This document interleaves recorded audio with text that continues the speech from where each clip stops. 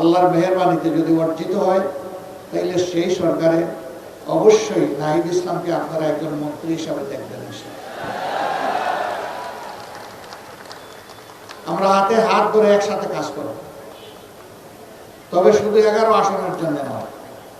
আমরা বাংলাদেশের 56,000 বর্গমাইলের প্রতি ইঞ্চি মানুষ আর 18 কোটি মানুষের প্রত্যেকের হকের উপরে আমরা পাহারাদারি করবো ইনশাআল্লাহ। কারো সাথে আমরা বেইনসাফি করবো না। এই এলাকা ঢাকার অন্তর্ভুক্ত, রাজধানীর প্রাণকেন্দ্রে অবস্থিত হওয়া সত্ত্বেও হাজারো সমস্যা জর্জরিত ওই কারণেই যে সমস্যাগুলো সমাধান করতে গিয়ে দেশের টাকা বিদেশে চলে গেছে, কোনোটা কানাডা, কোনোটা সিঙ্গাপুর, আর গড়ে উঠেছে সুরম্য বেগমপাড়া। আমরা যদি সেই টাকাগুলো ফিরিয়ে আনতে পারি, আর আগামীতে আর কোনো রাজনৈতিক দুর্বৃত্ত যদি দেশের টাকা লুণ্ঠনের সেই দুঃসাহস না দেখায়, বাংলাদেশ হু হু করে সামনের দিকে এগিয়ে যাবে ইনশাআল্লাহ। এই জাতির ভাগ্য বদলের জন্য 5টি বছর আমরা মনে করি যথেষ্ট। এরপরে বাংলাদেশ রাস্তা খুঁজে পেয়ে যাবে এবং সেই মহাসড়ক ধরে ইনশাআল্লাহ বাংলাদেশ এগিয়ে যাবে সামনের দিকে। আমরা আপনাদেরকে ওরকম কোনো আশ্বাস দেব না, এখানে যেটা আছে তাই দিব, যেটা নাই ওটা অন্যভাবে বলবো, এগুলা নাই। আমরা কোনো ভুল বল আশ্বাসে নাই। যা বলবো ইনশাআল্লাহ আল্লাহর উপর ভরসা করে সেইটাই করার চেষ্টা করবো, জান প্রাণ দিয়ে। যেভাবে জুলাই এনে দিয়েছে আমাদের সহযোদ্ধারা জান প্রাণ দিয়ে, সেইভাবে আগামীর দায়িত্ব আমরা পালন করবো ইনশাআল্লাহ জান প্রাণ দিয়ে।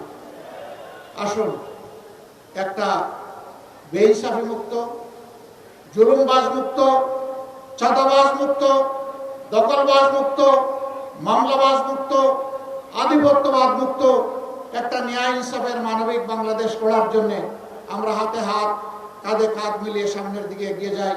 আল্লাহ আমাদেরকে তৌফিক দান করুন। এবার আমি 11 দলের পক্ষ থেকে আমাদের স্নেহভাজন জাতীয় নাগরিক পার্টির আহ্বায়ক, জুলাইয়ের সেনাপতি, তার হাতে আমরা 11 দলের প্রতীক আমরা তুলে দেবো ইনশাআল্লাহ। 11 দলের শীর্ষ দায়িত্বশীলদেরকে আমি একটু সামনে আসার জন্য অনুরোধ করব।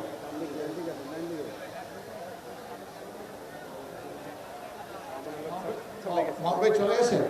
আচ্ছা, বাকি যারা আছেন তারা থাকবে ইনশাআল্লাহ। এটা দেবো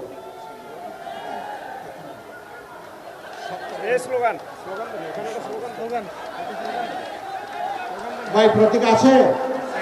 কোন সে প্রতীক? একটু জুড়ে, আরো জুড়ে ইনশাআল্লাহ, মাশাআল্লাহ।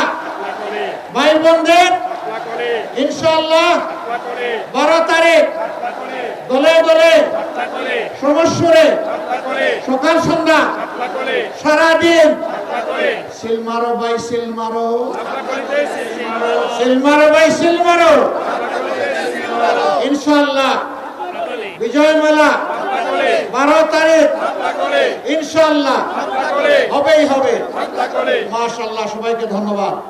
এখন থেকে ঘরে ঘরে শাপলা কলি ইনশাআল্লাহ। কলি কলি থাকবে না, 13 তারিখ শাপলা হয়ে ফুটবে ইনশাআল্লাহ, এবং শাপলা সবাইকে বুকে ধারণ করে সামনে এগিয়ে যাবে।